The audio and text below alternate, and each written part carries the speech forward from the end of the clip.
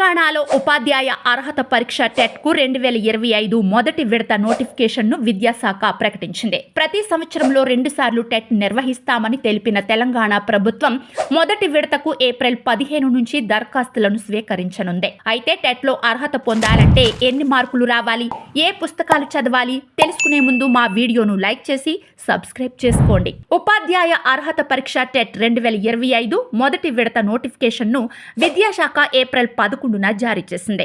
April 15 నుంచి దరఖాస్తులను స్వీకరించనుంది.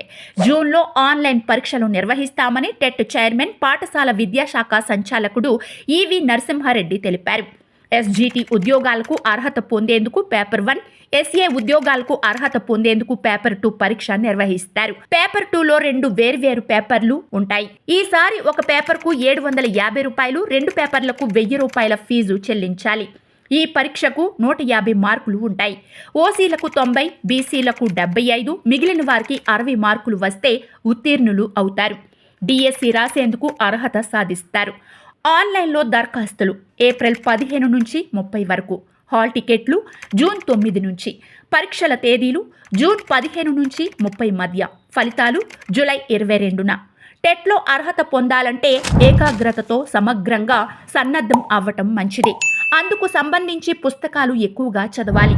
TET 1 రాసే అభ్యర్థులు అవసరమైన సబ్జెక్టుపై పట్టు సాధించాలంటే 3 నుంచి 8 తరగతుల పుస్తకాలను ఎక్కువగా చదవాలి.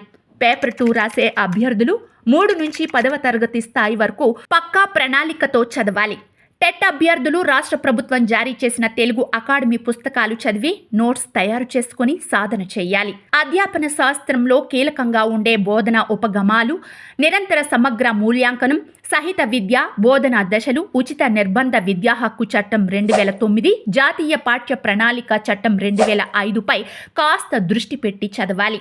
భాషలు లాంగ్వేజ్ 1, లాంగ్వేజ్ 2లకు సంబంధించి ప్రధానంగా రాష్ట్ర ప్రభుత్వం ముద్రించి జారీ చేసే పుస్తకాల్లోని వ్యాకరణ అంశాలు, వాటి ఉదాహరణలను బాగా చదివి సిలబస్లో ఇచ్చిన సాహిత్యం అవగాహన చేసుకోవాలి. కంటెంట్ ఎలా చదవాలి? గణితం కంటెంట్లో అర్థమెటిక్, దత్తాంశ నిర్వహణ, సంఖ్యా వ్యవస్థ, రేఖాగణితం, క్షేత్రమితి, బీజగణితం యూనిట్లపై దృష్టి పెట్టాలి. సైన్స్లో సహజ దృగ్విషయాలు, సజీవ ప్రపంచం, జీవ ప్రక్రియలు, మన పర్యావరణం యూనిట్లపై దృష్టి పెట్టాలి.